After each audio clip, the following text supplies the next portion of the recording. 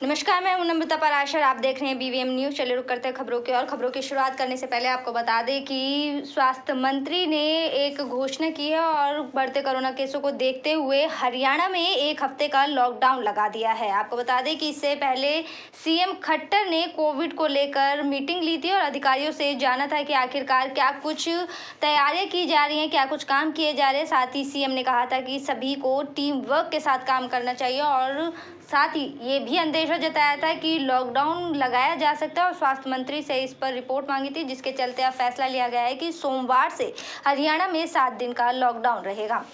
कुरुक्षेत्र के circuit house में CM ने कोविड-19 को लेकर जिले के सभी अधिकारियों की मीटिंग ली और अधिकारियों को कहा है कि सभी मिलकर टीम वर्क के तौर पर काम करें। और बैठक के बाद सीएम ने मीडिया से बातचीत में कहा कि लॉकडाउन के बारे में प्रदेश के स्वास्थ्य गृह मंत्री से रिपोर्ट मांगी गई है।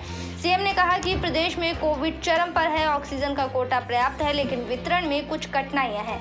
इसे चाहे एरोप्लेन से हो या फिर ट्रेन, ऑक्सीजन की सप्लाई हर जरूरतमंद तक पहुंचाना सुनिश्चित है। दिल्ली से हरियाणा आ रहे मरीजों के बारे में खट्टर ने कहा कि हर पीड़ित प्रयास करता है कि उसे संभव जगह से अच्छा इलाज मिले। उसे प्रदेश में रोका नहीं जा रहा है, लेकिन जरूरतमंद लोगों को ही यहाँ इलाज के लिए आना चाहिए। सीएम ने जिला प्रशासन से एम्बुलेंस के रेट में हो रही धांधली रोकने के लिए एम्बुलेंस का रेट फिक्स करने के लिए प्रशासन को आदेश देने के साथ आईएमए से मिलकर निजी अस्पतालों में कोविड-19 मरीजों के बेड रेट भी तय करने की बात कही है। मेरा बहुत व्यक्तिगत संबंध सिद्धार्थ महती मान के चलता हूँ, मेरी व्यक्तिगत क्षति है।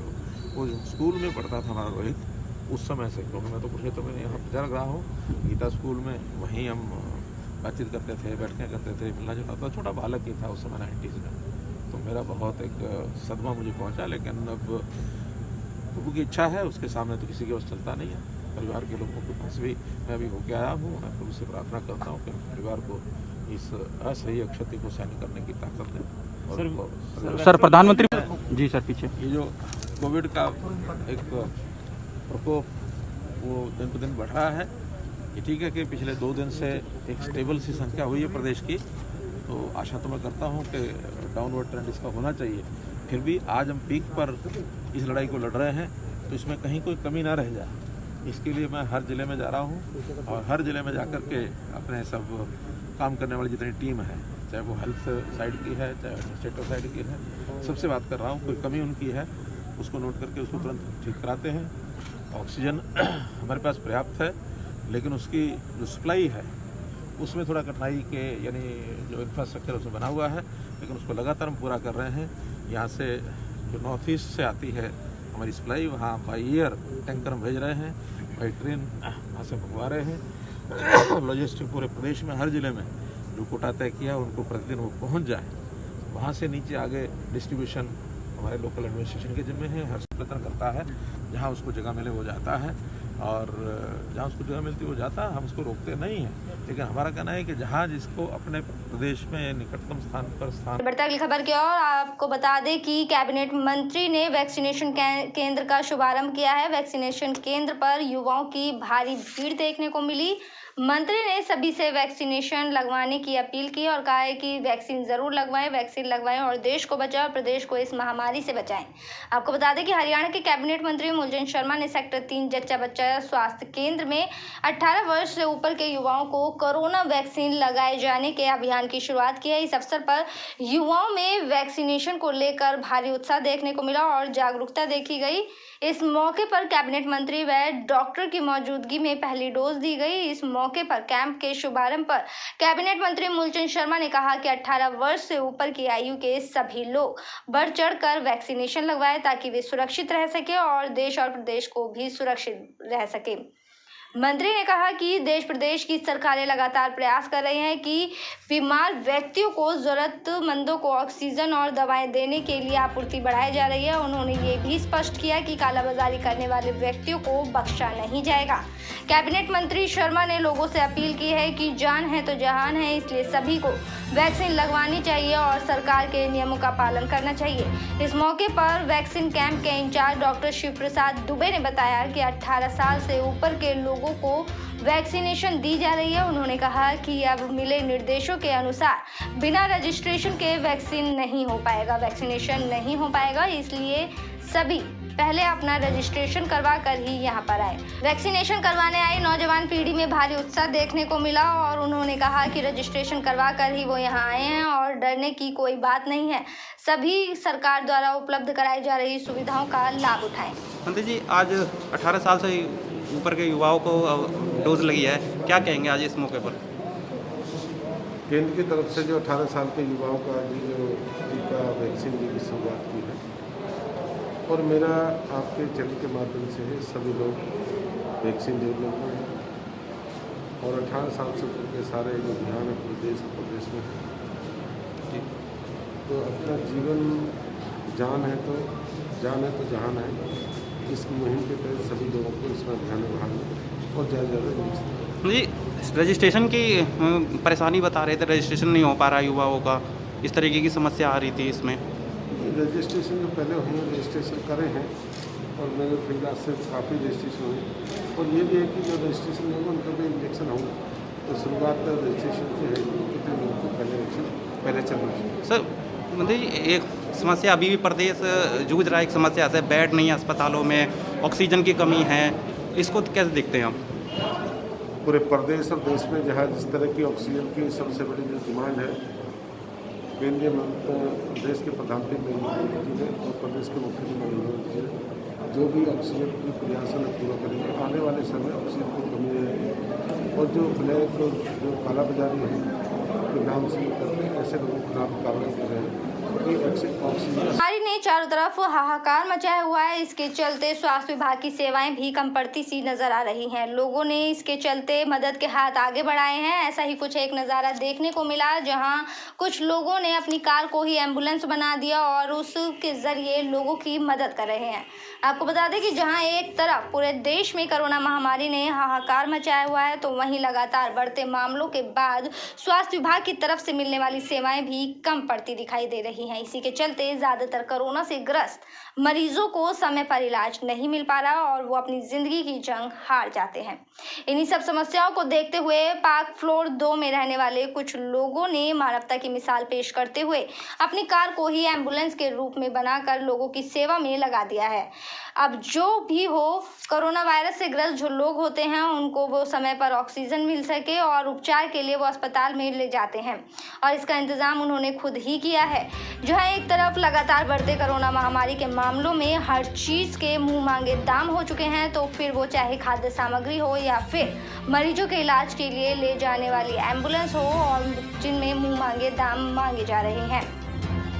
इस महामारी के दौर में समय पर सुविधा उपलब्ध नहीं हो पा रही है, लिहाजा फरीदाबाद की पार्क फ्लोर 2 में रहने वाले कुछ लोगों ने इन्हीं सब समस्याओं के निवारण हेतु अपनी कार को ही आईसीयू बेड के रूप में तब्दील कर दिया है और ऑक्सीजन सिलेंडर लगाकर उसमें गंभीर मरीजों को अस्पताल पहुंचाने का काम शुरू कर दिया है। इतना ही नहीं, इसके एवज में ये लोग किसी से कोई पैसा भी नहीं लेते और मानवता की मिसाल इन्होंने पेश की है। सर, मेरा नाम राधा कृष्ण है। राधा कृष्ण जी, आप गाड़ी चलाते हैं, ड्राइव कर रहे हैं एम्बुलेंस को, तो किस तरीके से लेके जाते हैं और कहाँ पेशेंटों को ले जा चुके हैं? सर, मैं सेक्टर 3 भी लेके गया हूँ और सोसाइटी में भी बहुत लोगों की हेल्प की है अभी तक। तो ऐसा कोई पूरा सैनिटाइज यूज़ करता हूँ उनको और डर नहीं, कोई डर नहीं है सर। 24 घंटा तैयार हूँ मैं सेवा करने के लिए सोसाइटी के साथ। जो है वो एक तरीके से कोरोना का पेशेंट भी आपके पीछे बैठा रहता, तो कहीं ना कहीं डर मन में नहीं सर, कोई डर नहीं है मेरे अंदर, कोई डर नहीं है। हाँ। और रहते थे। और एक टावर 19 में सत्येंद्र शर्मा जी, उन दोनों को ये जो प्रॉब्लम हुई जिसकी वजह से हम लोगों को काफ़ी दिक्कत आई। हम एक को पलवल लेके घूमे, उसने 25,000 रुपये मांगे, और एक को हम अलवर लेके जाना पड़ा, उसने 30,000 रुपये एम्बुलेंस वाले ने हमसे लिए। तो हम लोगों ने मिलकर सोचा कि क्यों ना हम अपने तौर पे ही एक ऐसी सेवा शुरू करें यहाँ पर, जो हमारी सोसाइटी के किसी भी आदमी को आधी रात को भी अगर ज़रूरत पड़ती है तो हम उसको लेके जो है कम से कम हॉस्पिटल तक पहुँचा दें। ख्याल इस तरीके से आया था कि जब हमारे यहाँ पे कुछ कैजुअलिटीज़ हुई थी, 1-2 हमारी कैजुअलिटीज़ हुई थी, जो मनमाने कुछ एम्बुलेंस के रेट्स आए थे, कुछ छोटे डिस्टेंस के, कुछ 25,000 30,000, अगर मैं डिस्टेंस में बात करूँ 14-15 किलोमीटर के, तो कहीं ना कहीं सोसाइटी एक वॉरियर ग्रुप था हमारा ऑलरेडी, उसके अंदर एक ख्याल आया कि कहीं ना कहीं बाहर निकल के हम लोग सोसाइटी के लिए या वेलफेयर के लिए कुछ काम करें ताकि किसी की ज़िंदगी बचा सके, किसी का परिवार बचा सके। सो उसके हिसाब से हमारे यहाँ पर एक करमवीर जी हैं जिन्होंने अपनी गाड़ी हमारे यहाँ पर लगाई इस पर्पज़ के लिए, एज एन एम्बुलेंस हमने उसको चलाया है यहाँ पर, जिसके अंदर हम ऑक्सीजन और अदर फैसिलिटीज़ हम उसको प्रोवाइड कर रहे हैं इन टर्म्स ऑफ कैजुअलिटीज़। उसके अंदर भी हम लोग एक प्रॉपर पूरे प्रिकॉशन के साथ हम लोग चल रहे हैं, जिसमें जैसे ड्राइवर है PPE किट है, हमने पेशेंट और ड्राइवर के लिए बीच में हमने प्लास्टिक शीट लगाई ताकि वो पार्टीशन रहे। सो कहीं ना कहीं सेफ्टी और हाइजीन पॉइंट हमने उसमें रखे, प्रॉपर सैनिटाइजेशन रहता है। सो बेसिक हमारा यही है कि कहीं ना कहीं हम एक तरफ तो कोरोना महामारी का डर और दूसरा डर है उन प्रवासी मजदूरों को, जिन्हें ये डर सता रहा है कि कहीं लॉकडाउन न लग जाए, और लॉकडाउन लग जाए तो कहीं उन्हें फिर से पिछले साल के तरह ही अपने घर का सफर पैदल ही तय न करना पड़े। इसके चलते प्रवासी मजदूर अपने घर को जाने को मजबूर हो रहे हैं और पलायन करते काफी मजदूर दिखाई दे रहे हैं। लगातार प्रवासी मजदूरों में लॉकडाउन का डर बढ़ता जा रहा है। लॉकडाउन के डर के चलते प्रवासी का पालन लगातार जारी है। आप अपनी स्क्रीन पर देख सकते हैं कि बल्लभगढ़ बस अड्डे चौक के समीप, जहां सुबह से कुछ प्रवासी मजदूर सेक्टर 2 से झांसी के लिए पलायन करते नजर आए, जिन्हें शायद अभी उम्मीद है कि उन्हें रास्ता तय करने के लिए यातायात मिल जाएगा। लेकिन अगर लॉकडाउन बढ़ गया तो पहले की तरह ही उन्हें मीलों पैदल सफर तय करना पड़ेगा। साथ ही उनका कहना है कि अगर लॉकडाउन खुला तो वो वापस यहाँ जरूर आएंगे, लेकिन अगर लॉकडाउन बढ़ जाता है तो उनके लौटने के आसार भी कम हो जाते हैं। परमानंद, कहाँ से आए हो? जाना कहाँ है? बस नहीं मिल पा रही, कैसे? अभी चल रही है तो लौट क्यों रहे हो वापस? जा रहा है जी, अब यहाँ लॉकडाउन लग रहा है इसलिए जा रहा हूँ। फिर लॉकडाउन लग सकता है, सारा परिवार लौट रहा है, फिर आओगे लौट के यहाँ? आएंगे, जब खुलेगा तो आएंगे, काम वाम लगेगा तो आएंगे। अभी क्या लग रहा है आपको, कैसे हालात बनने वाले हैं?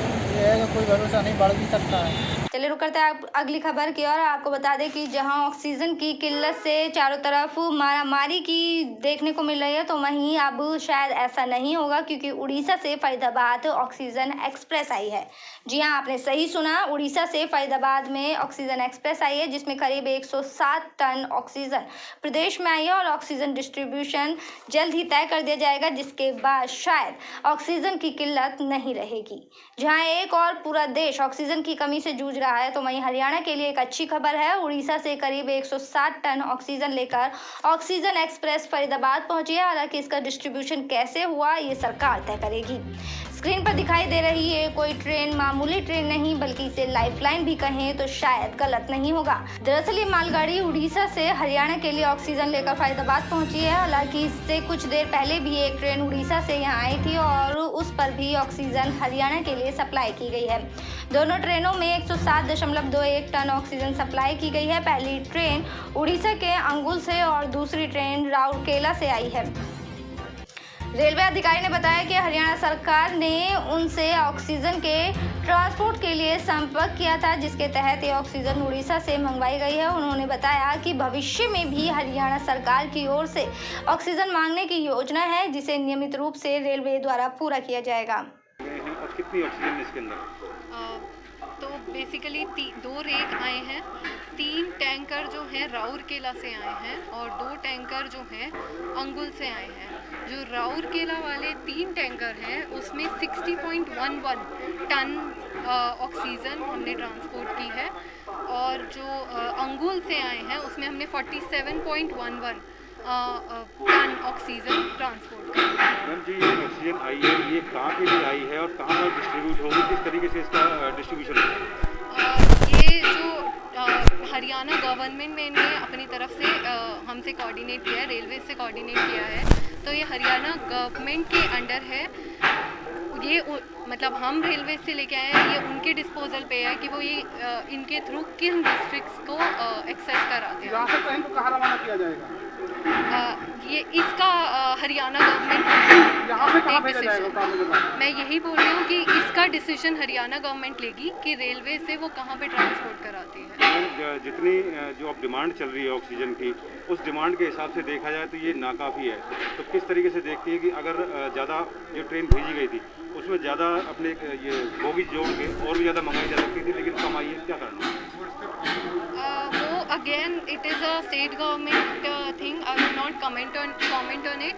और साथ में टैंकर की रेलवेज़ के थ्रू एक कंसेप्ट होता है कि टैंकर्स की हाइट एक उतनी ही होनी चाहिए, 4650 से ज़्यादा हाइट भी नहीं हो सकती है, वही टैंकर स्पेसिफिक जा सकते हैं। और हरियाणा गवर्नमेंट पूरा एफर्ट कर रही है अपनी तरफ से कि चारों तरफ कोरोना का जैसे तांडव मचा हुआ है। ऐसा ही एक मामला सामने आया है जहां एक ही परिवार के 4 लोगों को कोरोना हुआ और सभी की मौत हो गई। 4 लोगों को कोरोना हुआ और एक साथ कोरोना से सबकी मौत हुई है। जहां एक तरफ पूरे देश में कोरोना के कारण हाहाकार मचा हुआ है और लोग ऑक्सीजन और बेड के लिए तरस रहे हैं, तो वहीं फरीदाबाद के एक ही परिवार के 4 लोगों की पिछले 10 दिन के दौरान कोरोना संक्रमण के चलते मौत हो गई।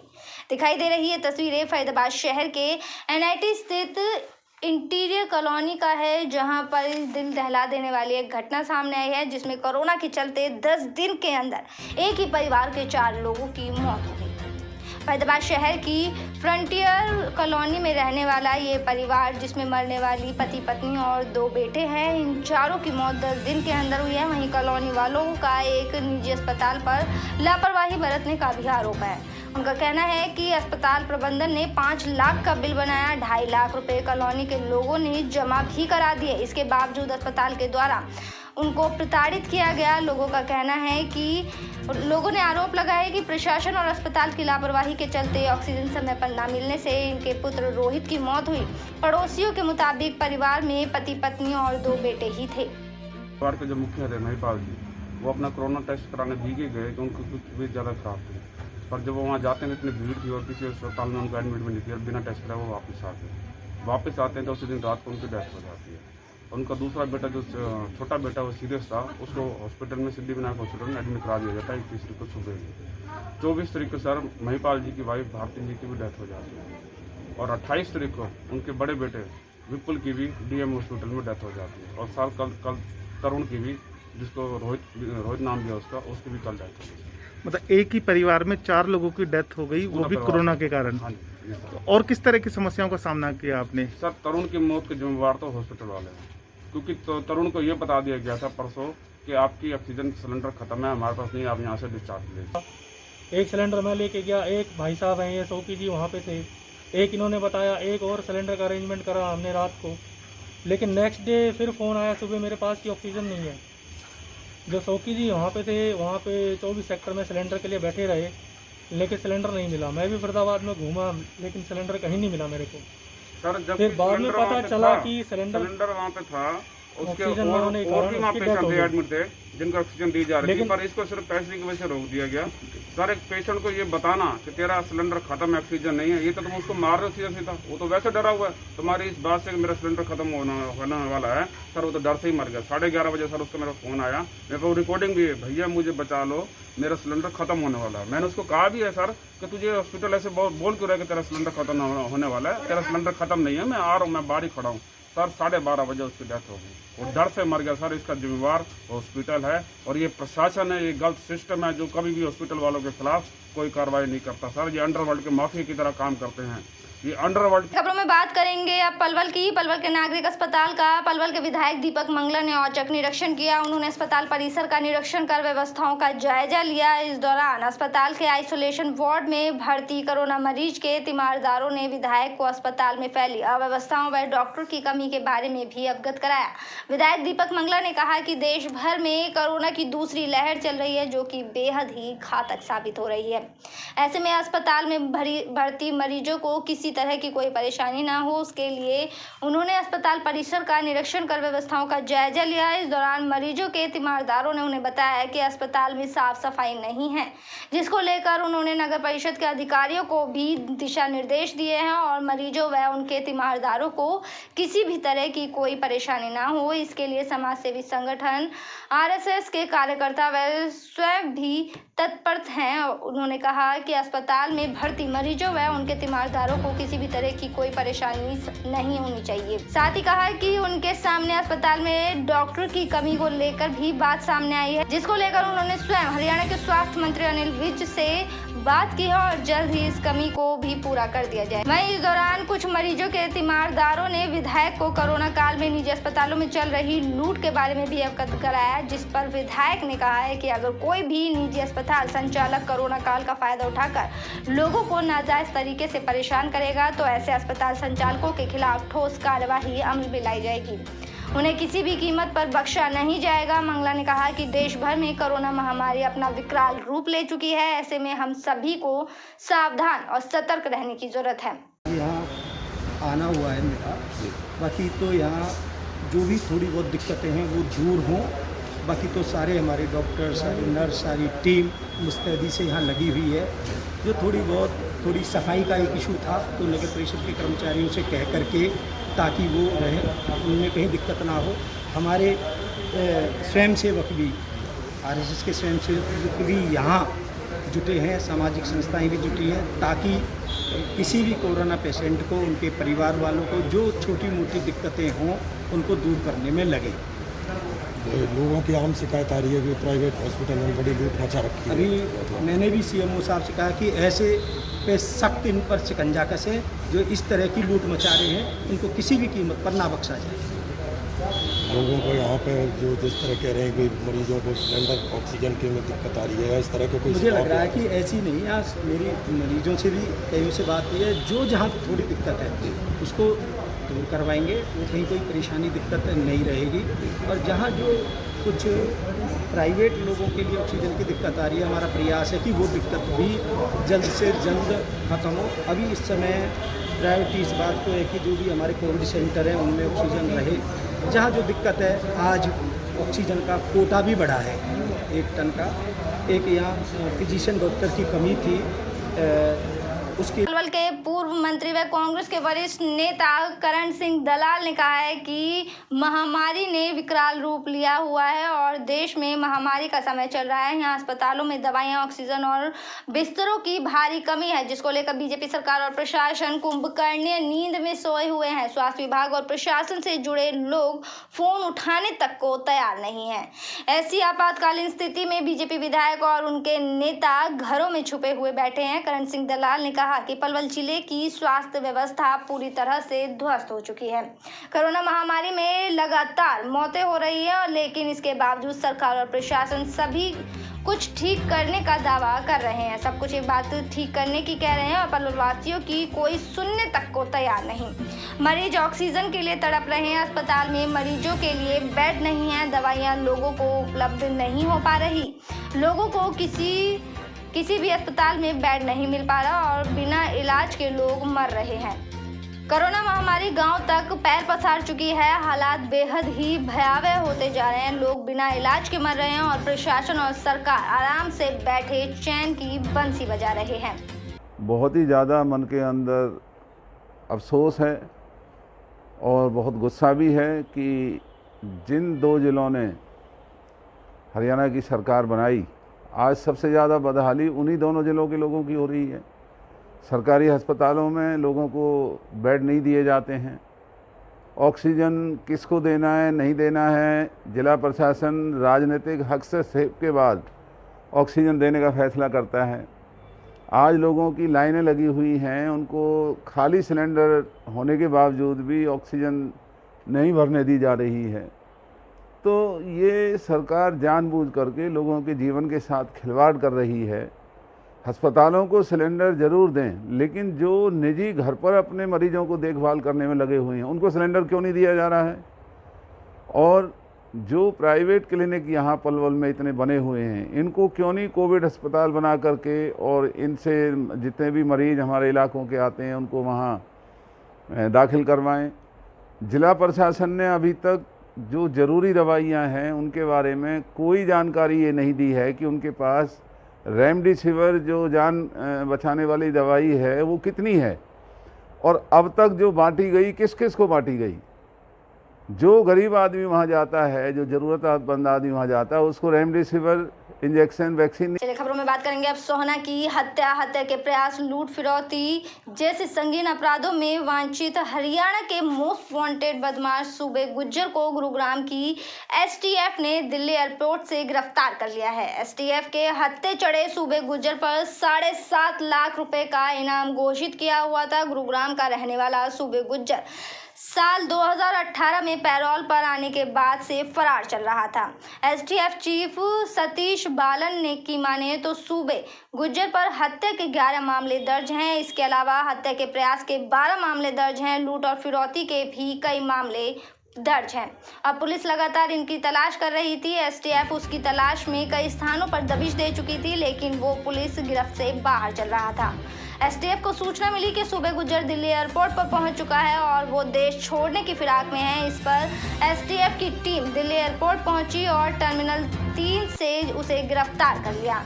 एसटीएफ चीफ सतीश बालन की माने तो गैंगस्टर कौशल की गिरफ्तारी के बाद सूबे गुज्जर कौशल गैंग का संचालन कर रहा था और गुरुग्राम और रेवाड़ी में नंबरदार गिरदावर की हत्या कर फरार हो गया था। इसके अलावा एक नामी कंपनी के संचालक को 20 लाख रुपए की फिरौती के लिए धमकी भी दी थी। एसटीएफ चीफ की माने तो सूबे गुज्जर ने फर्जी पहचान पत्र बनाया हुआ था, जिसका इस्तेमाल करते हुए उसने भरतपुर राजस्थान व चेन्नई में फरारी काट रहा था और अब देश छोड़ने की फिराक में था। एक गुड़गांव का सबसे बड़ा शातिर बदमाश था सूबे गुज्जर, 5 सालों से पकड़ा नहीं जा रहा था। उसको एसटीएफ गुड़गांव की यूनिट ने आज गिरफ्तार करने में कामयाब हुए हैं। इसको हमने एयरपोर्ट के टर्मिनल 3 से गिरफ्तार किए हैं। हमारी टीम ने किया है, इंस्पेक्टर वरुण और उसके टीम ने। ये कौशल के पकड़ा जाने के बाद जो उसका जो गैंग है, उसका जो कमांड है, ये संभाल रहा था और काफ़ी लोगों को धमकी देता था, पैसा भी फिरौती भी लेता था। कुछ लोग हिम्मत करके मुकदमा दर्ज करवाए हैं जो आपके नॉलेज में है। कुछ लोग मुकदमा भी दर्ज नहीं करवाते थे और वो पैसा चुपचाप देते थे। और इसके अलावा जो मेन केस जो हुआ था, जो रेवाड़ी में जो पुष्पांजलि पे जो गोली कौशल के लड़कों ने चलाई, उसका भी उस पर भी इसका नाम उछला था। इसके अलावा 6 मर्डर्स इसने करवाया है। वो जो अनिल पंडित और ये जो चंद्रपाल है, वो जो इसके साथिया है, उनके साथ मिलके इसने 6 मर्डर्स करवाए हैं। महेश अटैक का जो हत्या हुआ था गुड़गांव में, उसके बाद ये भागने में कामयाब हुआ। उसके बाद ये कभी पकड़ा ही नहीं गया था। उसके बाद इसने एक गिरदावर में बात करेंगे पुन्हाना की। कोरोना संक्रमण की दूसरी लहर में बढ़ते मामलों को देखते हुए कोरोना महामारी की रोकथाम व नियंत्रण के लिए पंजाबी बारात घर पुन्हाना में गणमान्य समाजसेवी व बाजार के मौजूदा लोगों ने सोशल डिस्टेंसिंग का पालन करते हुए पुन्हाना उपमंडल अधिकारी नागरिक रणवीर सिंह के समक्ष बैठक कर बाजार में संक्रमण के प्रभाव को कम करने के लिए अपने विचार विमर्श दिए हैं और प्रशासन से आपातकालीन हालातों से निपटने के लिए पुन्हाना में 50 बेड का कोविड-19 सेंटर शुरू करने की भी मांग की है। आपको बता दें कि मेवात जिले में पहली बार सबसे ज्यादा 105 कोरोना संक्रमित के नए मामले सामने आए हैं। रोजाना कोरोना के बढ़ते आंकड़ों को देखते हुए इनमें लगातार जो इजाफा हो रहा है, क्षेत्र के लोगों में अब डर का माहौल बना हुआ है। इसी को ध्यान में रखते हुए उपमंडल अधिकारी के समक्ष शहर के व्यापारी वर्ग व गणमान्य लोगों ने एक बैठक का आयोजन किया, जिसमें सर्वसहमति से पुन्हाना के बाजारों को सुबह 8 बजे से दोपहर 2 बजे तक खोलने का फैसला लिया गया, ताकि कोरोना संक्रमण को कम किया जा सके। हमारे बीमार हैं या फिर कोविड वॉरियर्स हैं, उन सबको खाना भी पुन्हाना की तरफ से जाए। तो अभी एक टाइम में 20 थाली जा रही हैं, क्योंकि 11 हमारे आइसोलेशन में हैं जो वहाँ सेंटर में हैं और बाकी डॉक्टर्स हैं, पुलिस वाले हैं, तो मिलकर अभी केवल 20 थाली जा रही हैं। मगर अगर हम ये नहीं चाहते, हम चाहते हैं कि ये ज़्यादा ना बढ़े, मगर हर चीज़ के लिए पुन्हाना वासी पूरे प्रशासन का पूरा सहयोग देने के लिए तैयार है और कोई भी कैसी भी परिस्थितियों में शहर वाले तैयार हैं कि इस महामारी को किसी तरीके से रोका जाए, हमारे शहर को इससे दूर रखा जाए। हाँ, सर्वसम्मति से ही सबका फैसला लिया गया है। जब भी चेयरमैन साहब ने सबसे सर्वसम्मति से लेके, और विधायक जी भी थे और सारे के सारे हमारे समाज के लोग थे, सबने मिल के फैसला लिया है, क्योंकि ये फैसला एक का नहीं है, ये केवल महामारी को शासन के साथ है। पूरे शहरवासियों का ये फैसला है। यहाँ जितने भी आदमी है, सबकी सहमति से ये फैसला हुआ है। सबने ये फैसला तहे दिल से माना है। सबने इस फैसले को अच्छा माना है कि भाई ये फैसला बिल्कुल ठीक है। सबकी तरफ से ही फैसला है। इससे तो सब दुकानें खुलेंगी। जो भी दुकान है वो हर प्रकार की दुकान खुलेगी। 2 बजे के बाद में जो है सिर्फ मेडिकल वगैरह, दूध की डेयरी, दूध के वो वीटा, सिर्फ ये जो ज़रूरत की ज़्यादा चीज़ है वो दुकान खुलेंगी, 2 बजे के बाद सारी दुकान बंद हो जाएगी। देखो जी, इसी के लिए सबने मिलजुल कर फैसला लिया है कि कुछ टाइम के लिए। मेरे साथ खबरों में फिलहाल इतना ही। आप बने रहिए BVM न्यूज़ के साथ। फिलहाल मुझे दीजिए इजाज़त। नमस्कार।